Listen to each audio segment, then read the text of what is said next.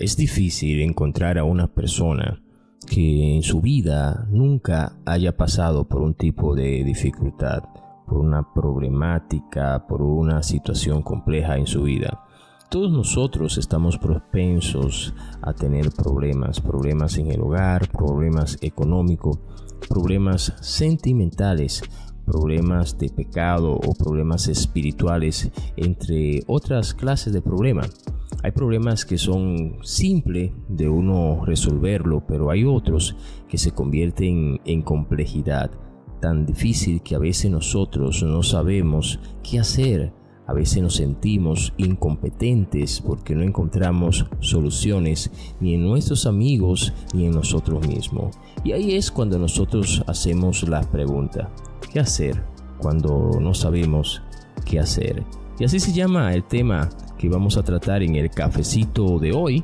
¿Qué hacer cuando no sabemos qué hacer? Bienvenido a nuestro cafecito bíblico, un momento espiritual donde nos adentramos en la presencia de Dios a través de la palabra y, por qué no decirlo, también a través de la oración. ¿Qué hacer cuando no sabemos qué hacer? En esos momentos, cuando te veas acorralado en cualquier situación de tu vida, la Biblia da respuestas y da muchas clases de respuestas, pero vamos a ver algunas de ellas y ver qué nos aconseja la Biblia que debemos nosotros hacer cuando esas dificultades llegan a nosotros, ya que en ocasiones hay personas que toman respuestas erróneas o equivocadas, respuestas rápidas, pero no necesariamente la correcta. La Biblia nos enseña a nosotros a tener paciencia y nos enseña también a tener fe en Dios y confiar en Dios en esos momentos y no esperar el último momento de nuestras vidas para nosotros resolver una dificultad. Siempre observar que Dios es la respuesta de toda situación nuestra. Fíjense lo que dice Mateo capítulo 11, versículo 28 y 29. Venid a mí todos los que estáis trabajados y cargados, y yo lo haré descansar. Llevad mi yugo sobre vosotros y aprended de mí, que soy manso y humilde de corazón, y hallaréis descanso para vuestras almas. El primer consejo que nos da la Biblia es que nosotros debemos llegar a Jesucristo. Antes incluso de buscar consejo en otras personas, llegar a Jesucristo.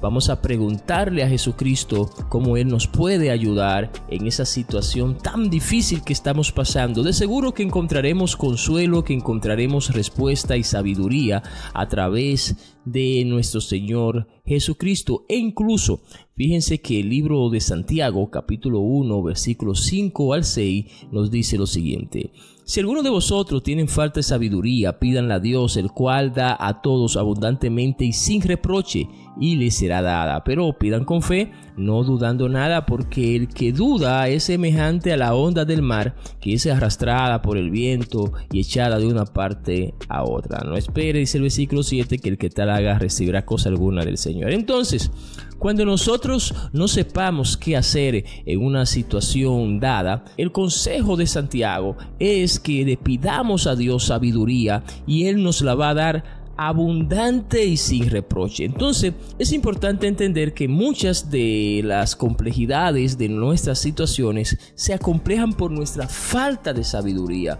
porque no sabemos cómo actuar. Pero Dios, que conoce nuestra situación, pero Dios que conoce los corazones, pero Dios que tiene abundante sabiduría, que es el manantial de la sabiduría, está dispuesto a darnos de su sabiduría para que nosotros tengamos respuestas firmes, respuestas correctas en cualquier situación que nosotros estemos atravesando. Por lo tanto, cuando estés atravesando una situación compleja, algo que no sepas cómo resolver, Dios te va a dar la sabiduría para que puedas hacerlo. También recuérdense que ese tipo de situaciones en muchas ocasiones crea en nosotros afanes. Por lo tanto, Pablo nos aconseja lo siguiente en Filipenses 4, 6, 7. Por nada estéis afanoso, sino sean conocidas vuestras peticiones delante de Dios en toda oración y ruego con acción de gracia, y la paz de Dios, que sobrepasa todo entendimiento, guardará vuestros corazones y pensamientos en Cristo. Este texto tiene dos aspectos bastante importantes que me gusta destacar, y es que cuando esas situaciones vienen que nosotros nos afanamos por resolverla con nuestras propias fuerzas. Por eso dice Filipenses que por nada esté afanoso. Esa palabra afán involucra ese tipo de solución que nosotros buscamos, pero que lo buscamos en nosotros, o lo buscamos en el hombre, o lo buscamos fuera de Dios.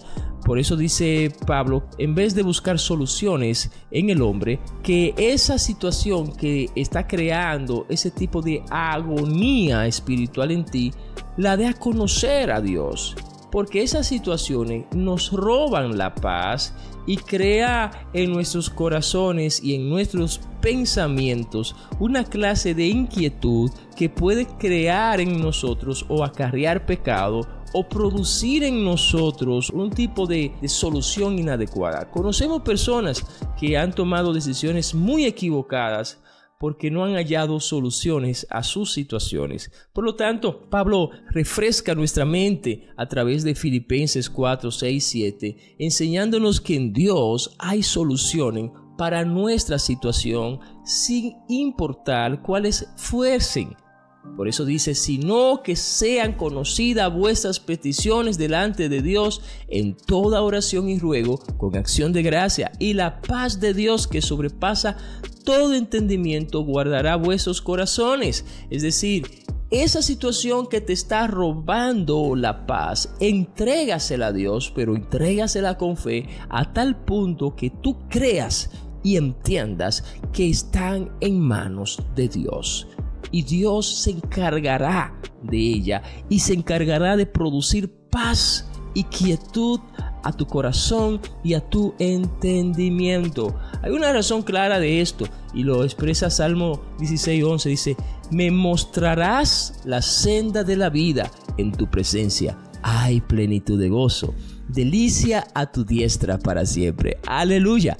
Cuando nosotros estamos en la presencia de Dios, es decir, cuando nuestras situaciones están en mano de Dios, ahora no hay tristeza, ahora hay gozo, hay esperanza, dice el texto, delicias a tu diestra para siempre. Brevemente explico que me acuerdo lo que dice Daniel capítulo 6 verso 10-16, cuando el rey Darío le prohibió adorar a Dios y solamente adorarlo a él. Daniel comenzó a orar buscando respuesta de Dios, y eso le dio fuerza para poder resistir, ¿verdad?